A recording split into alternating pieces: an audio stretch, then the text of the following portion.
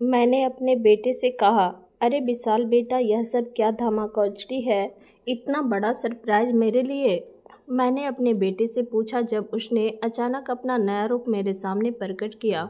वह शरारत से मुस्कुराया और बोला, माँ बताओ ना, मैं कैसा लग रहा हूँ? अच्छा लगा या नहीं? मैंने प्यार से उसके कंधे पर हाथ रखते हुए कहा, मेरा बेटा तो हीरा है, सोना है।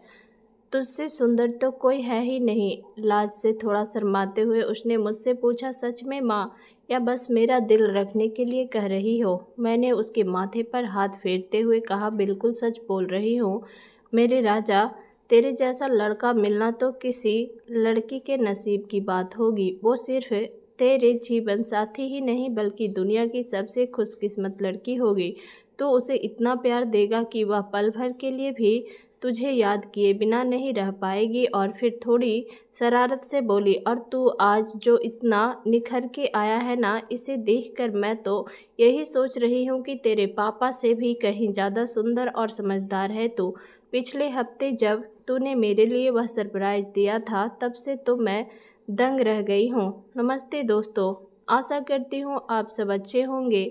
आज मैं आपके साथ अपने जीवन की एक खास कहानी शेयर करने जा रही हूँ, जिसमें मेरे प्यारे बेटे और हमारी पड़ोसन सुमन भाभी के साथ हुई कुछ यादगार बातचीत शामिल है। लेकिन उससे पहले अगर आप मेरी कहानियों को पसंद करते हैं तो कृपया इस वीडियो को लाइक करें, चैनल को सब्सक्राइब करें और नोटिफिकेशन बेल को ज़रूर दबाएं, ताकि हमारी हर नई कहानी का आनंद आप सबसे पहले ले सके। चलिए अब अपनी कहानी पर वापस आते हैं। मेरा नाम अंजलि है और मैं 38 साल की हूँ। यह बात लगभग 15 साल पहले की है, जब मेरे पति प्रकाश ने मुझे बताया कि उन्हें विदेश में एक बहुत अच्छी नौकरी का ऑफर मिला है। सिंगापुर में बड़ी कंपनी है। उन्होंने मुझे अच्छा पैकेज दिया है। बस कुछ महीनों की बात है, फिर तुम्हें और विशाल को भी वहां बुला लूंगा, प्रकाश ने उत्साहित होकर कहा। मेरा चेहरा उतर गया। मैंने कहा, इतनी दूर, और हम दोनों यहाँ कैसे रहेंगे? विशाल अभी सिर्फ 4 साल का है, उसे आपकी ज़रूरत है, प्रकाश ने मेरे कंधे पर हाथ रखकर समझाया। देखो अंजलि, यह मौका हमारे लिए सुनहरा है। घर का कर्ज, विशाल की पढ़ाई, हमारा सपनों का घर, सब पूरा होगा। थोड़ा धैर्य रखो। अगली सुबह जब मैंने देखा कि प्रकाश अपना सामान पैक कर रहे हैं तो मेरा दिल टूट गया। मैंने भरे गले से कहा, प्रकाश प्लीज़ मत जाओ, हम मिलकर कोई और रास्ता निकाल लेंगे। उन्होंने मुझे गले लगाकर कहा, मेरी जान, बस कुछ महीनों की बात है, फिर हम सब साथ होंगे एक नई जिंदगी में। विशाल के लिए, हमारे भविष्य के लिए यह जरूरी है। विशाल की निंद्रा में डूबी हुई मासूम सूरत देखकर मैंने आंसू पोंछे और प्रकाश को अलविदा कहा। मेरे पति के जाने के बाद मैं इंतजार करती रही। फिर 1 महीना बीता, 2 महीने, 6 महीने। पहले साल प्रकाश के फ़ोन और ईमेल आते रहे। वे बातें कि वहाँ का काम कैसा चल रहा है, कितनी मेहनत कर रहे हैं और जल्द ही हमें बुलाएंगे। फिर धीरे धीरे फ़ोन कॉल्स कम होने लगे और ईमेल भी। दूसरे साल तक संपर्क लगभग टूट गया। 3 साल, 5 साल और फिर 10 साल। प्रकाश ने कभी वापस आने का कोई संकेत नहीं दिया, ना कोई पैसा भेजा, ना कोई खबर, जैसे उन्होंने हमें अपने जीवन से बाहर कर दिया हो। मैंने अपने बेटे विशाल के लिए हिम्मत बटोरी, एक स्कूल में टीचर की नौकरी शुरू की और दिन रात मेहनत करके उसे पाला पोसा। अकेली माँ होते हुए भी मैंने कभी अपने बच्चे को किसी चीज़ की कमी महसूस होने नहीं दी। अब मेरा विशाल बेटा 19 साल का हो गया, कॉलेज में टॉप करता और साथ ही पार्ट टाइम जॉब भी करता। पिछले महीने की बात है, मैं और मेरी पड़ोसन सुमन भाभी हमारे घर के आंगन में चाय पी रही थी। विशाल पास ही अपनी किताबों में डूबा हुआ था। सुमन भाभी, जो मुझसे लगभग 6 साल बड़ी है, अपने पति के साथ बिताए हुए रोमांटिक पलों की कहानियां सुना रही थी। उसने कहा, पता है अंजलि, कल रात मेरे पति ने क्या किया? बेचारा काम से थके हुए आए थे, फिर भी मुझे वह रात भर खुश किया। लेकिन कभी कभी मेरा पति मूड में नहीं होता है तो फिर भी मैं बहुत आसानी से मना लेती हूँ। मैंने मुस्कुराते हुए कहा, आपका भाग बहुत अच्छा है भाभी जी, प्यार से भरा परिवार, एक प्यारा पति जो आपके लिए इतना कुछ करता है। फिर अचानक मेरे अंदर कहीं से एक दर्द उभर आया और आंखों में आंसू टपक पड़े। उसने कहा, अरे अंजलि क्या हुआ? मैंने कहा, कुछ नहीं, बस कभी कभी अकेलापन बहुत गहरा लगता है। 15 साल हो गए प्रकाश को गए हुए, ना जाने कहाँ हैं, कैसे हैं। कभी कभी सोचती हूँ क्या वह हमें याद भी करते हैं। मैंने रूंधे गले से कहा। सुमन भाभी ने मेरा हाथ अपने हाथ में लेकर कहा, अंजलि तुम अभी भी इतनी खूबसूरत हो, इतनी मेहनती और स्वाभिमानी। प्रकाश ने जो किया वह गलत था। अब तो विशाल भी बड़ा हो गया है, क्यों ना तुम अपने लिए एक नई शुरुआत करो। कानूनी तौर पर प्रकाश से तलाक लेकर अपनी ज़िंदगी में आगे बढ़ो। हर औरत को प्यार और सम्मान पाने का हक है। उस दिन सुमन भाभी अपनी बातों में इतनी रंगी हुई थी कि रुकने का नाम ही नहीं ले रही थी। उनकी कुछ बातें इतनी व्यक्तिगत थी कि मैं यहाँ बयान नहीं कर सकती। भाभी ने अपने जीवन के कई रंगीन किस्से सुनाए, जिसमें उनके पति द्वारा उन्हें प्यार से रखने और खुशियां देने की बातें थी। फिर सुमन भाभी ने आंखें नचाते हुए कहा, अंजलि तुझे पता है मेरा पति मुझे कितना प्यार करता है। वह हर हफ्ते कम से कम एक बार तो मुझे बाहर डिनर पर ले जाते हैं, और अगर 3-4 दिन मेरे मनपसंद का काम ना करे तो मैं उनकी नाक में दम कर देती हूँ। मैंने हंसते हुए कहा, वाह भाभी, आप तो अपने पति को पूरी तरह नचाती हैं, आपका तो जादू चलता है उन पर। वे गर्व से बोली, अरे हाँ बिल्कुल, मेरा मानना है कि शादी के दोनों का ख्याल रखना चाहिए, पति भी खुश और पत्नी भी खुश। अक्सर पुरुष अपनी मर्जी चलाते हैं, पर मैं कभी ऐसा नहीं होने देती। जितना प्यार देती हूँ उतना ही पाने का अधिकार भी रखती हूँ। भाभी की बातें सुनकर मुझे भी अपनी पुरानी यादें ताज़ा हो गई।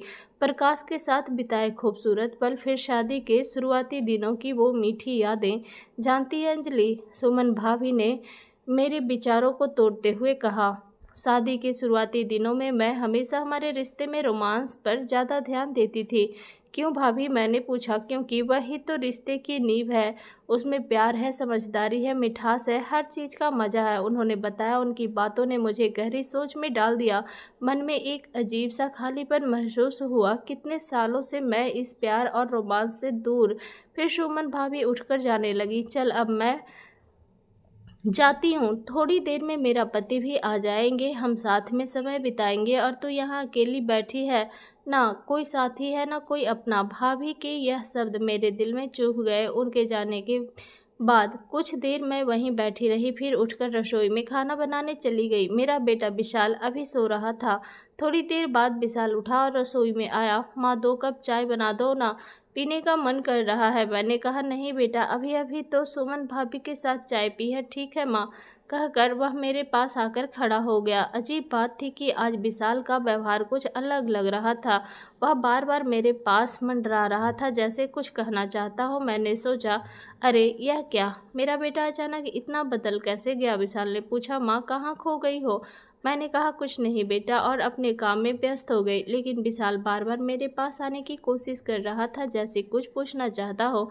आखिरकार मैं तंग आकर रसोई से निकलकर हॉल में आ बैठी। मन में विचार आया, मेरा बेटा इतनी जल्दी बड़ा कैसे हो गया। अभी कुछ ही समय पहले तो वह छोटा बच्चा था, और अब वह इतना अजीब व्यवहार क्यों कर रहा है। लगभग 5 दिन तक यही सिलसिला चलता रहा। हर रात मुझे विशाल के कमरे से अजीब आवाज़ें सुनाई देती। पहले मैंने सोचा कि शायद वह फ़ोन पर किसी से बात कर रहा है, लेकिन फिर शक होने लगा कि कहीं कोई और तो नहीं है उसके साथ। वैसे मैंने कभी उसकी निजता में दखल नहीं दिया था, ना कभी बिना इजाज़त उसके कमरे में गई थी, ना कभी उसकी चीज़ें छुई थी।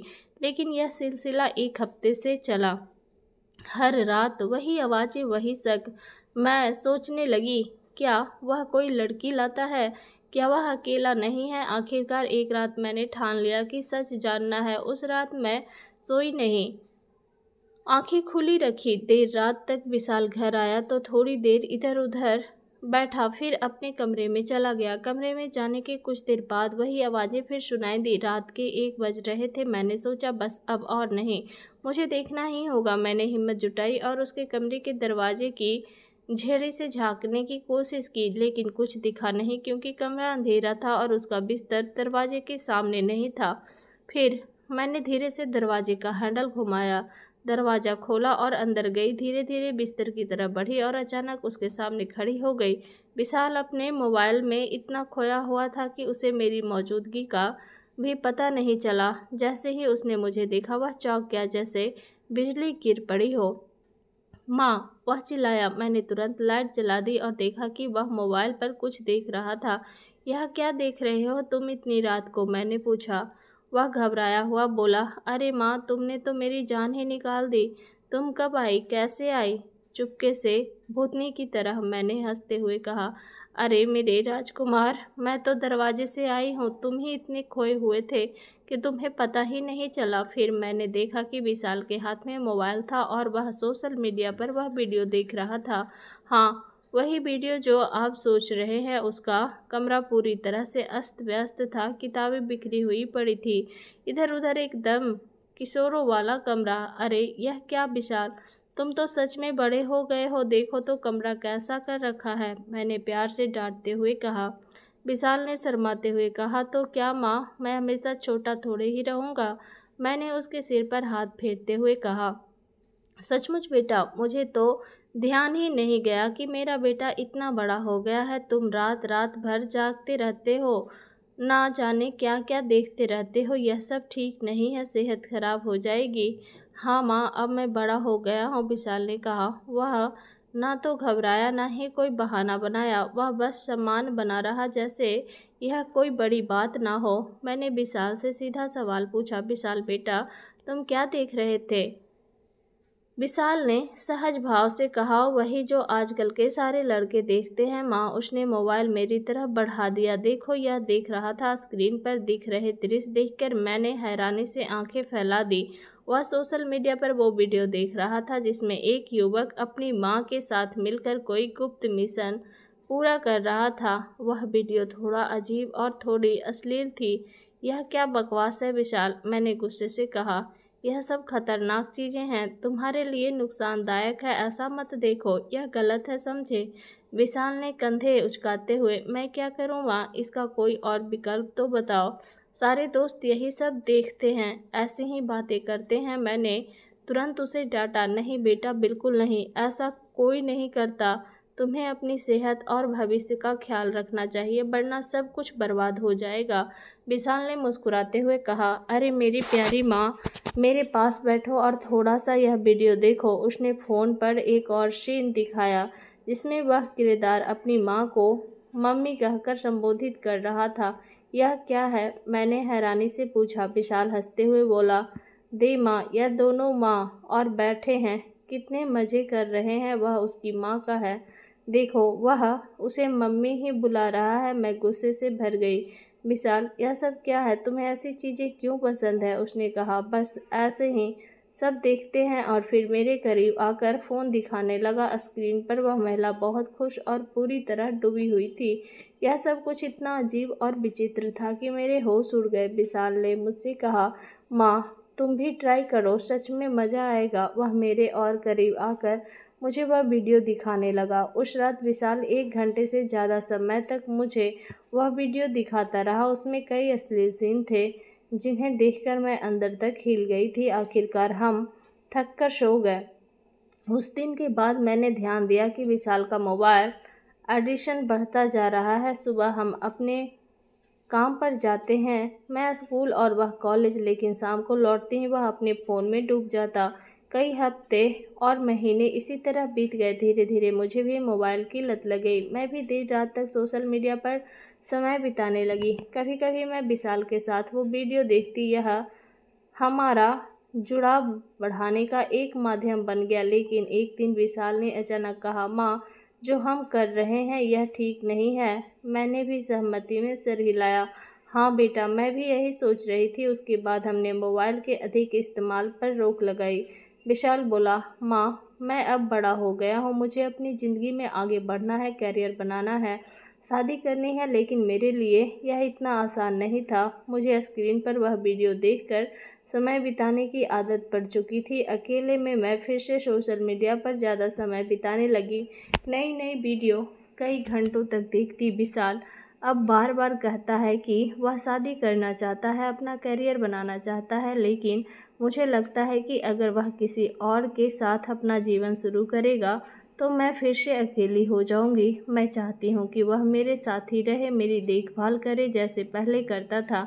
मैं जानती हूँ कि यह मेरी ओर से स्वार्थपूर्ण सोच है, इसलिए मैंने खुद को कैसे भी करके संभाला है और अब कभी भी उसे दोबारा ऐसी बात नहीं कहूँगी। मैंने अपने मन से यह तय कर लिया है। पिछले 1 साल से मैं इस उलझन में हूँ। सुमन भाभी ने कहा था कि मुझे प्रकाश से तलाक लेकर अपना नया जीवन शुरू कर देना चाहिए था।